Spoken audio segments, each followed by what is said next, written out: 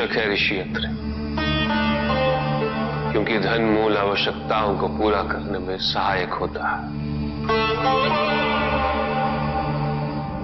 किंतु जब कोई व्यक्ति इच्छाओं को आवश्यकता समझने लगे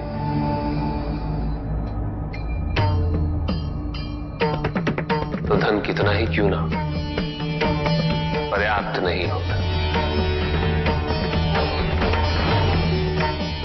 क्योंकि इच्छाएं अंतहीन है। इसलिए मनुष्य कभी ना समाप्त होने वाली इच्छाओं की पूर्ति हेतु धन संचय को ही अपने जीवन का लक्ष्य समझ लेता है।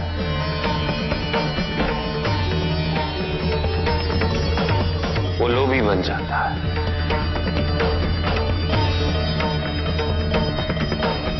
वो भूल जाता है कि उसके जीवन का मुख्य लक्ष्य ईश्वर के समीप आना है।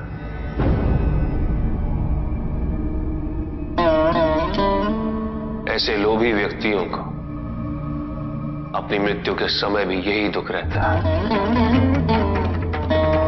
कि उन्होंने क्या कुछ नहीं पाया, क्या शेष रह गया। ऐसे समय में वो एक क्षण के लिए भी ईश्वर का स्मरण नहीं करते। अपने जीवन की निरर्थकता और व्यर्थता का बोध नहीं होता।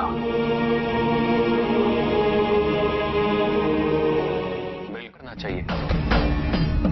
धन चाहे कितना भी हो ऋषियत्र, मूल आवश्यकताएं तो केवल उतनी ही। तन ढकने के लिए वस्त्र, पेट भरने के लिए आहार और शरण के लिए भवन। इन आवश्यकताओं के पूर्ण होने के पश्चात जो भी है वो इच्छा है। धनी व्यक्ति के पास जो भी अतिरिक्त धन होता है वो उसे दान करना चाहिए, उनके उद्धार के लिए जो अपनी मूल आवश्यकताओं को पूरा नहीं कर सकते।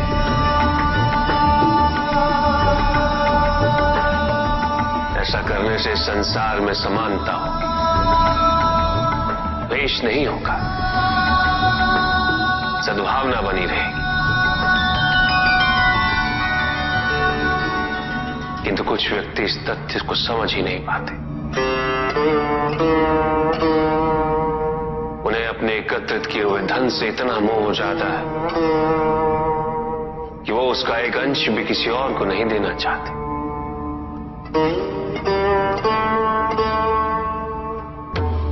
ऐसे व्यक्तियों की सूची में सर्वप्रथम स्थान कुबेर का है।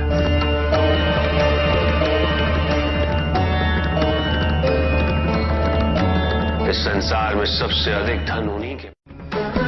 शक्तिशाली बनना अत्यंत कठिन है, किंतु उससे भी कठिन होता है शक्तिशाली बने रहना। और इसके लिए आवश्यक है कि हम शक्तियों से प्राप्त हुए उत्तरदायित्व का सम्मान करें।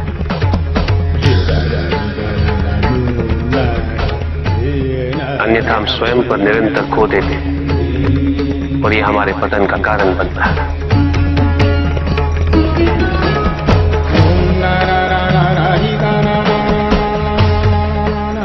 युद्ध में की गई भूल और उपलब्धियों से कुछ न कुछ सीखना आवश्यक है कार्तिक।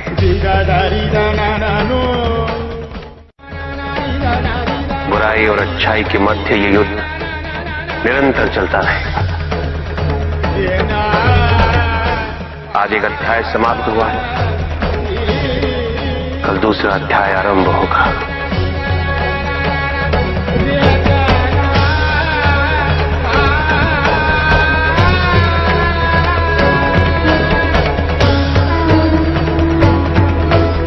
जब तक इस समस्त संसार में बुराई है तो अच्छाई भी होगी,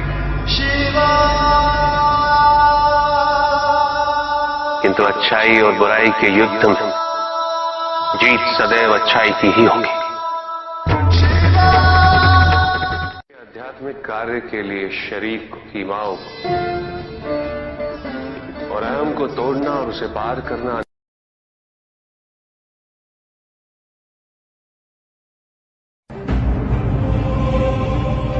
मेरा अपराध क्या है प्रभु?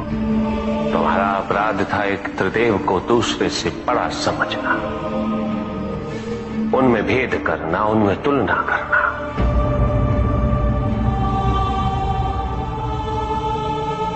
यही थी तुम्हारी भूल। तुम ये समझने में असफल रहे कि त्रिदेव तो एक है, समकक्ष है, कोई भी किसी से बड़ा नहीं और कोई किसी से छोटा नहीं, कोई भी किसी से अधिक महत्वपूर्ण नहीं और कोई भी किसी से कम महत्वपूर्ण भी नहीं। तुमने जो कुछ भी किया वो भक्ति नहीं थी निकस। भक्ति के नाम पर किया जाने वाला अहंकार था वो कि तुम्हारे आराध्य सबसे महत्वपूर्ण है। कैसे भक्त हो तुम मेरे,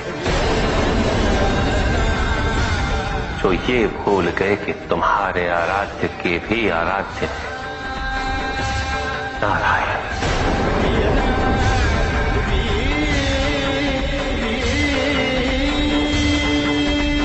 भक्त यदि सच्चा तो उसके पास अपने आराध्य को पाने के अतिरिक्त ये सोचने का समय ही कहां होता है कि उसके आराध्य से महत्वपूर्ण भी कोई है या नहीं। वो तो प्रतिपल अपना ध्यान केवल अपने आराध्य पर ही स्थिर रखता है और जब ऐसा होता है निकस तो ना तुलना होती है, ना प्रतिस्पर्धा होती है और ना ही किसी प्रकार की कोई ईर्ष्या होती है। बात तो केवल आनंद की अनुभूति ही विद्यमान होती है।